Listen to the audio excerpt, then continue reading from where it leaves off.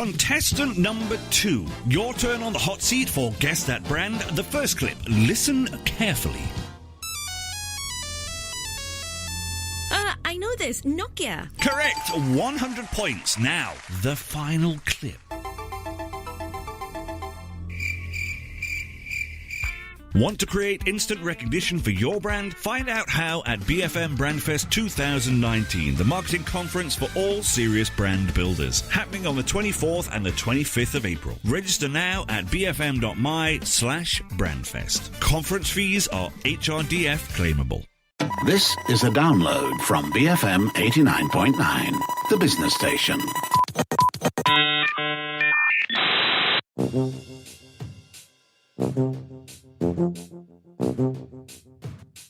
BFM 89.9, the business station. This is MSP. I'm Rich Bradbury. Meat. A word that delights some and disgusts others. I probably only have to say the words juicy burger for half of you to hit pause on this show and switch to your favorite food delivery app. Assuming you're back and the food is steaming, have you ever considered how dirty that meat in your hand is? Matt has, but I've still no idea what he's talking about. You're not supposed to marinate your steaks in the street, you know, Matt. But that's where all the flavour is, or at least that's what I keep being told about authentic street food. Anyway, as they say, if it's good enough for the flies. Okay, this would be a very strange show if it was actually all about food hygiene, although, of course, that is one of the issues. Things like chlorine washing to disinfect meat, not just because it's fallen on the floor, but because the meat itself is contaminated. Now, that's actually become something of a Brexit issue in the UK because chlorine washing is outlawed under EU rules, but would likely be central to any trade deal with the US to allow US meat imports into the country. But what we're talking about today is actually the bigger picture of meat and other related animal products. We're talking about technology and diet in a broader sense. Well, yeah, this is not an entirely novel subject for MSP. Meat is a subject we've talked about quite frequently on the show over the years, especially when it comes to the things that we're now classifying or classing as clean meats. Maybe you should tell us a bit more about clean meat in general. Well, you're asking me to pander to people who don't hang on my every word. I'm not really enjoying this post-Jeff world that I'm finding myself in. I'm hoping his attitude readjustment is almost complete because, frankly, you're just far too high maintenance. Can we get back to clean meat, please? Look, we've covered laboratory-grown meat on the show a number of times. In general, when I bring it up, it's met with a chorus of revulsion. In fact, I get more tweet feedback when we do a food show than anything else. And you can find Matt on Twitter at Kulturpop. You're just plain mean. When we've talked about lab-grown meat in the past, listeners have found it a bit icky. And that's something that seems to be a global phenomenon. People are okay with bopping a lamb on the head with a hammer, but the idea of flesh and muscle tissue growing in an industrial vat somehow grosses them out. Because to some, I think it just doesn't sound very clean. Well, when was the last time you saw a cow showering after futsal? We have very different standards of personal hygiene. We're using clean in the green sense and in the cruelty-free sense. So we're looking at technologies that are enabling us to transition into a world where we can produce enough meat to satisfy demand with people's needs without chopping down all our forests and turning them into pasture lands. And, of course, filling the atmosphere with methane. People do like meat. I'm not even going to go into the health side of things because, yes, people do like meat. That's something that people can explore for themselves. But we've built up this mythology that human beings are, by default, meat eaters. Cats are meat eaters. If you put a cat on a vegan diet, what you end up with is a seriously annoyed and very malnourished cat. And I don't know how many of our listeners have experienced a seriously annoyed cat. Imagine your life being nothing more than an endless scroll of Donald Trump's tweets, and you're not even close to how miserable an angry cat can make you. Okay, we've established that we're clearly not cats. Correct, because we're omnivores. We can manage perfectly well without eating tens or hundreds of kilos of meat per person per year. You've stopped short of saying we don't need meat. No, because we're adaptable. As long as you have a balanced diet. Including potato chips.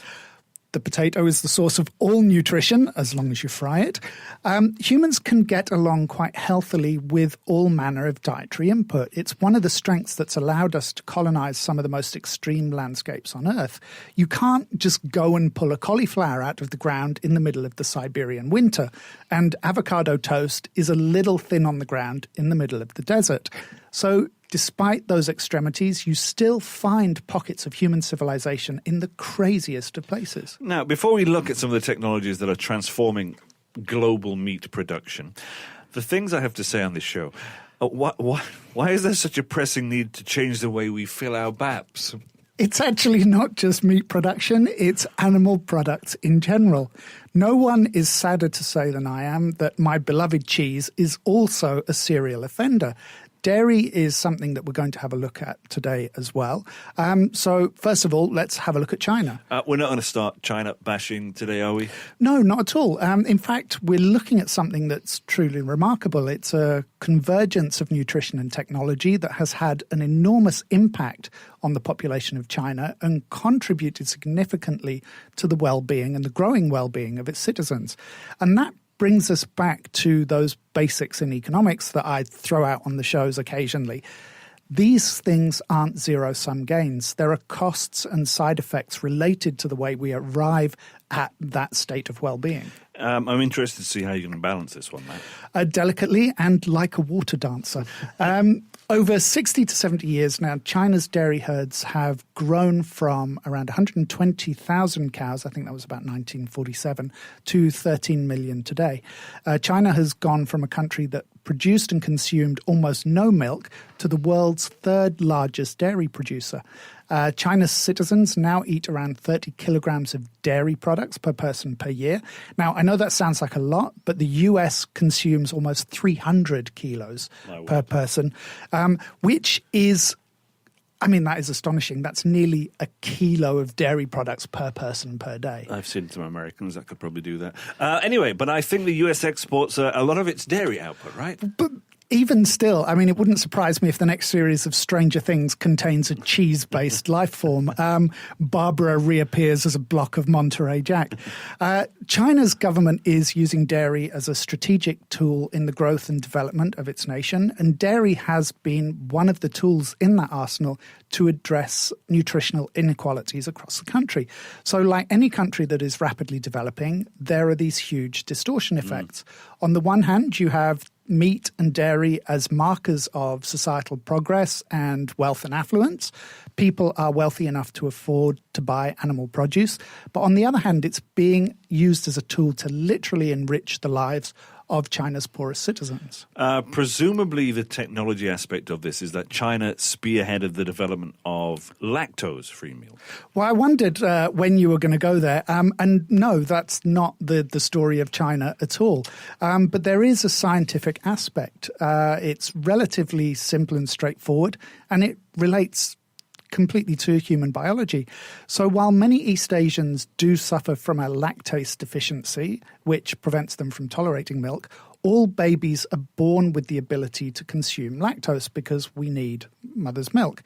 So as long as you continue feeding the milk to those children, in other words, you just don't stop, the body retains some ability to produce lactase and to allow you to process lactose. So you don't need lactose-free milk. You just have to keep giving milk to kids with that lactase deficiency. That's human technology, Matt. It's a bit boring. But it's very, very cheap. One of the things that was encouraged in the 1980s in China was that smallholders would keep small herds of cows to produce milk as a way to supplement their income. Over the years, more industrial-scale dairy production has become the norm in the country, but smallholders are still a very important part of that market. And they now have the option to move their herds into what the Chinese call cow hotels, where they're actually experts and technicians that can help them to make the most of their moos. The most of their moos. The most of their moos. Okay, that's the upside. Of course, there clearly has to be a downside. What is it? Well, China is set to triple its dairy production and consumption over the next 30 years, and we're seeing a similar pattern across the developing world. So as incomes increase, populations move from majority plant-based diets towards diets that contain more animal-derived nutrition. And for starters, dairy is very resource inefficient. It's estimated that it takes around, I didn't know this, it takes around 1,000 litres of water to produce 1 litre of milk. I mean, that's even worse than the balance for producing meat. And cows, of course, are not environmentally friendly animals. Globally, livestock accounts for around 15% of greenhouse gas emissions, of which around 2/3 of those are from our cow friends. Cow friends, huh? Well, I'm beginning to think you're a bit of a bigot when it comes to animals. You know, you can eat a sheep, but it can't be your friend. I don't see the difference. Anyway, China is already importing around 60% of the world's production of soybean, largely to process into feed to give to dairy stock.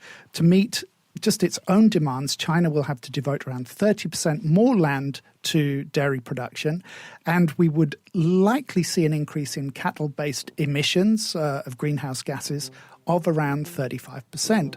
So once you start to build that picture and factor in the world's growing populations and income levels, the resources needed to produce beef or lamb or milk or cheese in those required quantities are just going to become unsustainable, especially when it's claimed that the solution, the production of cultured meat, would occupy around 1% of the land currently devoted to create the same output of meat.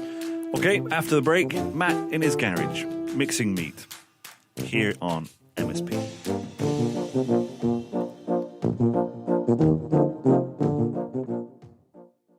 Big Friendly Matcha. BFM 89.9, the business station.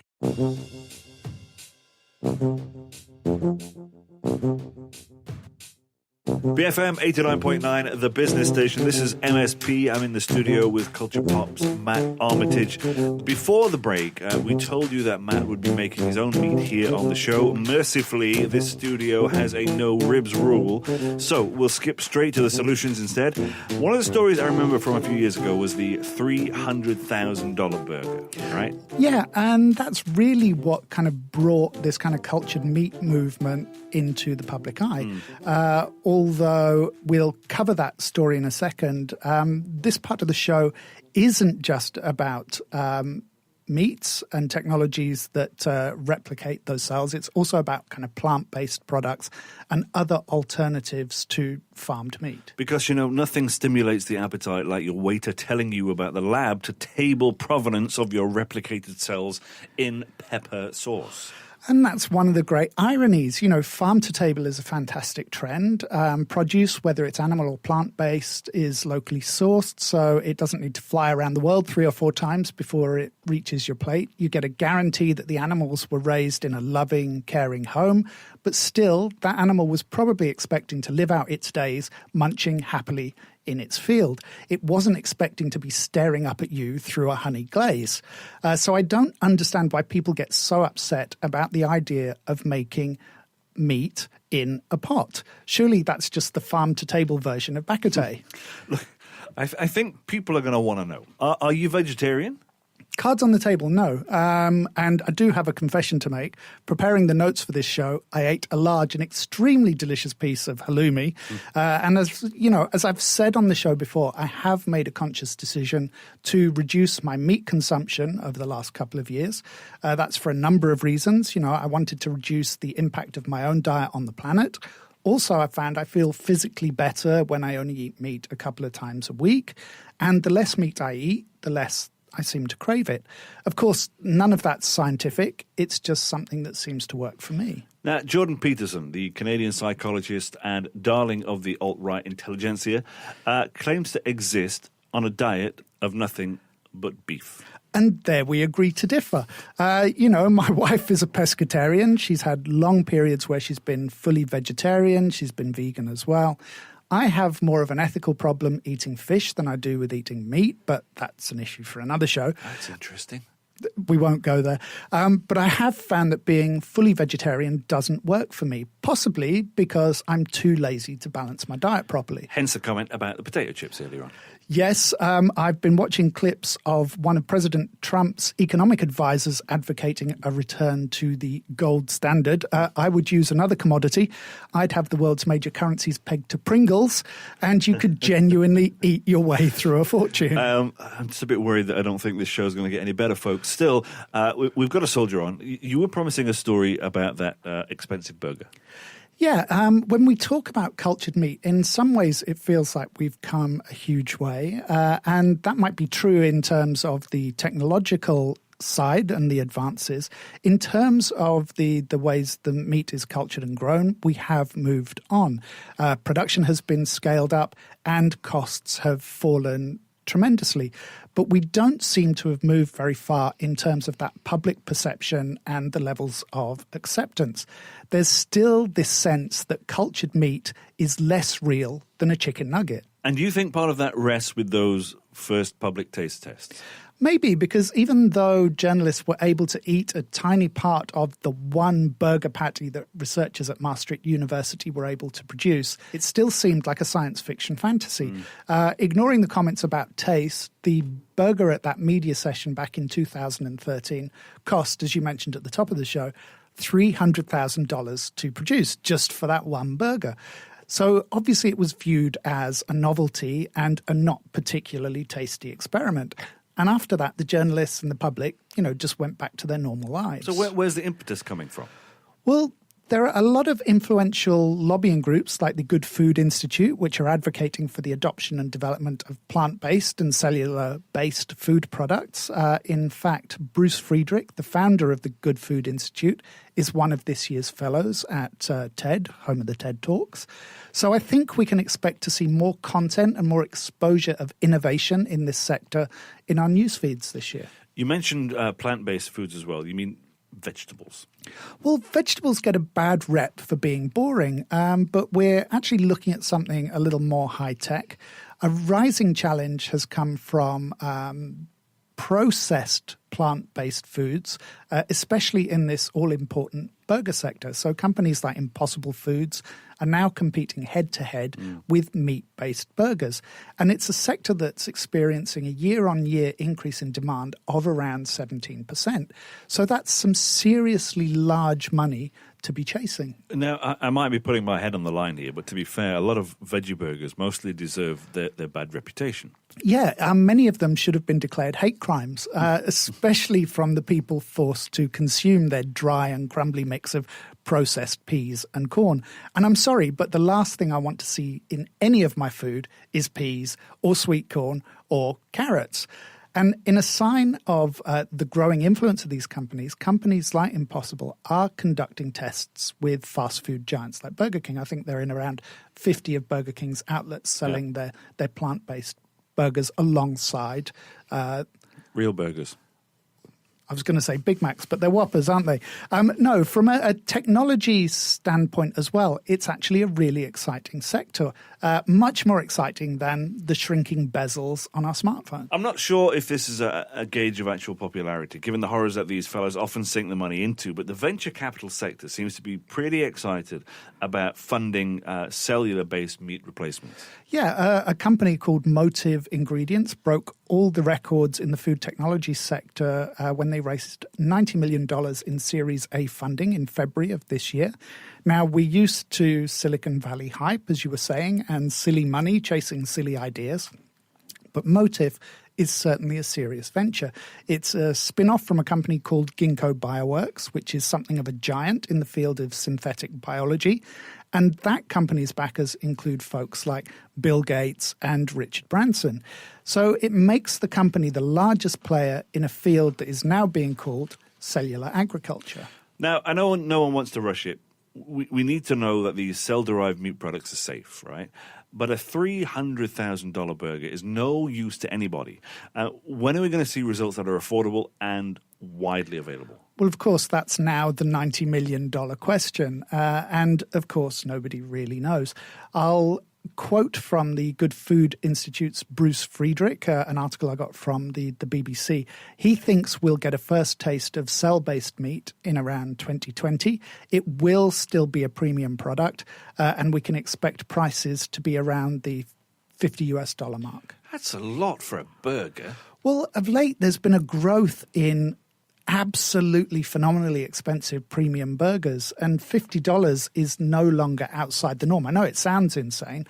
In fact, some fancy restaurants in the States have priced their burgers at up to $3,000, which is obviously just nonsense. Which I guess brings us back to the question of demand. Is there any indication that the market will support products of this kind of at this kind of price? Even the plant-based meat alternatives marketed by companies like Impossible Food are more expensive than their animal equivalents. So the vegetarian burgers trialing at Burger King are more expensive than the meat burgers. But as I said, demand in that sector is said to be increasing at around 17% a year.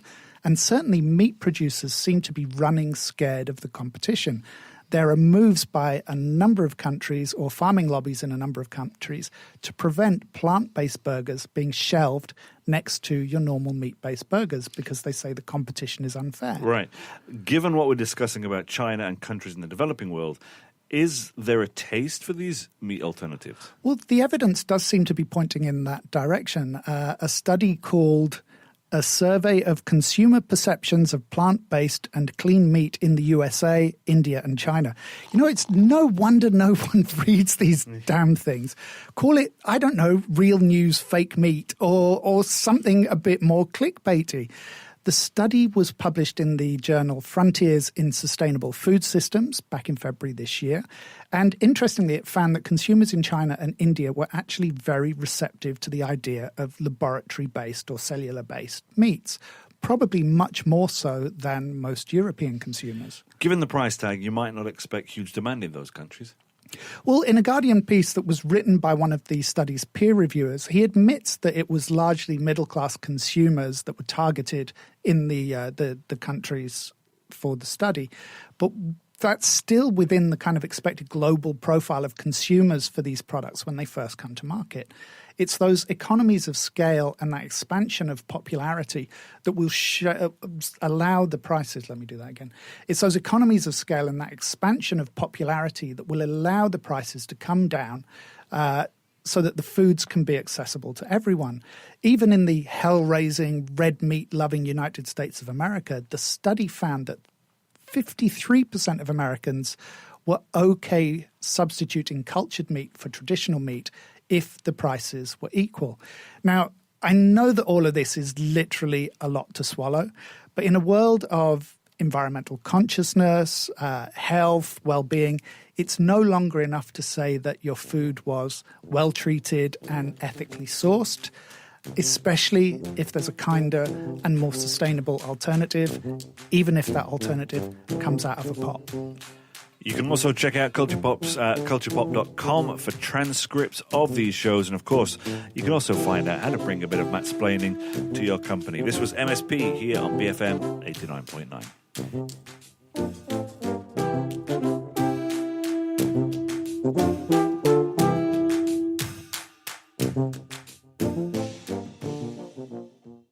Thank you for listening to this podcast.